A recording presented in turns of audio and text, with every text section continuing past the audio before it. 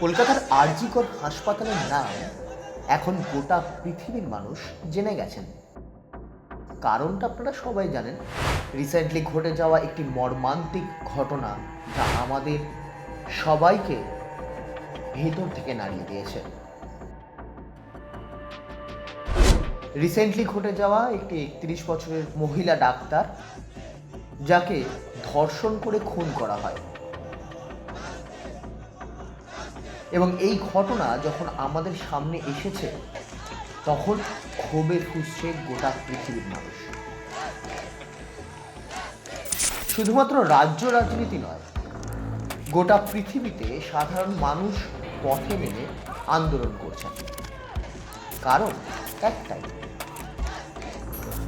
তারা এই ঘটনার প্রকৃত দোষীদের শাস্তি দাবি করছেন। আপনারা বলবেন, এই ঘটনা তো আমাদের সবাইকার জানা, এতে আবার নতুন কিসের? নতুন জানাচ্ছি।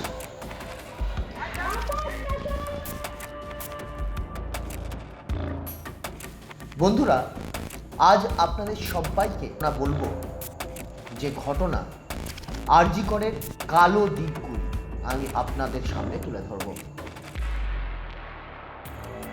এর আগেও বহুবার এই হাসপাতালের অস্বাভাবিক মৃত্যুর ঘটনা সামনে এসেছে,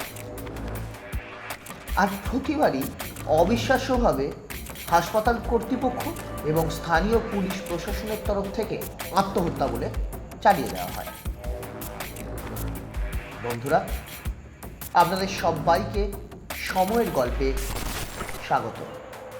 গল্পগুলি শোনার আগে আপনাদের কাছে একটাই অনুরোধ, আপনারা আমাদের এই চ্যানেলটিকে সাবস্ক্রাইব করুন, লাইক করুন এবং আমাদের এই কন্টেন্টটি ভালো লাগলে অবশ্যই শেয়ার করুন।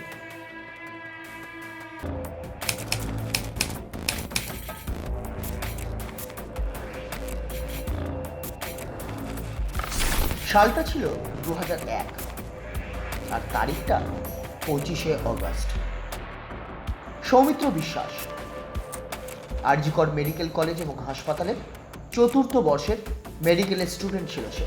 হঠাৎ একদিন সৌমিত্র নিথর দেহ খুঁজে পাওয়া যায় তারই হোস্টেলের রুম থেকে।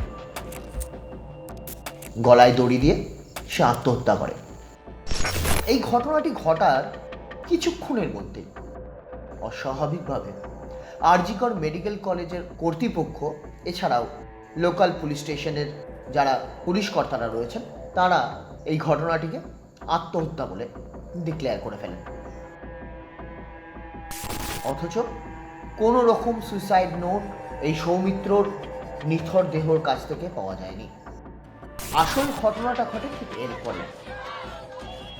হাসপাতাল কর্তৃপক্ষ এবং পুলিশ প্রশাসন এই অস্বাভাবিক মৃত্যুর ঘটনাটিকে সুইসাইড ডিক্লেয়ার করার পরে সৌমিত্র বিশ্বাসের বাড়ির লোকজন এবং সৌমিত্রর সহপাঠী যারা ছিলেন, তারা বলেন, না, এই ঘটনাটি আত্মহত্যার ঘটনা নয়। সৌমিত্র কোনোভাবেই আত্মহত্যা করতে পারে না। তারা এটিও দাবি করেন সৌমিত্রকে হত্যা করা হয়েছে। সৌমিত্রর মা এবং সৌমিত্রর বেশ কিছু সহপাঠী, তারা হাসপাতাল কর্তৃপক্ষ এবং পুলিশ প্রশাসনের বিরুদ্ধে গর্জে ওঠেন। তাদের একটাই বক্তব্য ছিল, সৌমিত্রকে হত্যা করা হয়েছে, সৌমিত্রকে ঠান্ডা মাথায় খুন করা হয়েছে।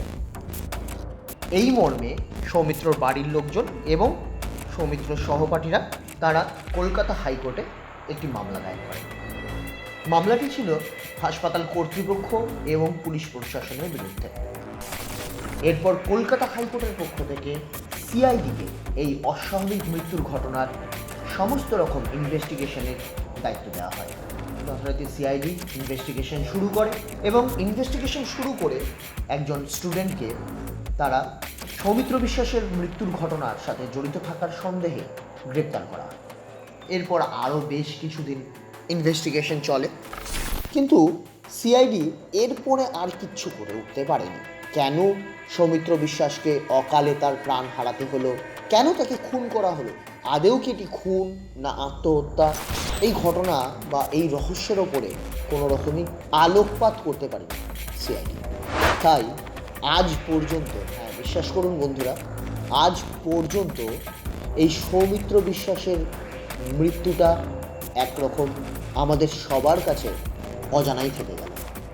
কেন মারা গেল, কেন সৌমিত্র বিশ্বাসকে হঠাৎ করে আত্মহত্যা, মানে স্থানীয় পুলিশ প্রশাসন এবং হাসপাতাল কর্তৃপক্ষের কথা অনুযায়ী কেন তাকে আত্মহত্যা করতে হলো, বা তার বাড়ির লোকজন, বিশেষ করে সৌমিত্রর মা যিনি বারবার বলেছিলেন সৌমিত্রকে খুন করা হয়েছে, কেনই বা তাকে খুন করা হলো, এই বিষয়টির আলোকপাত, মানে এই বিষয়টির সম্বন্ধে আজও আমরা অজানা।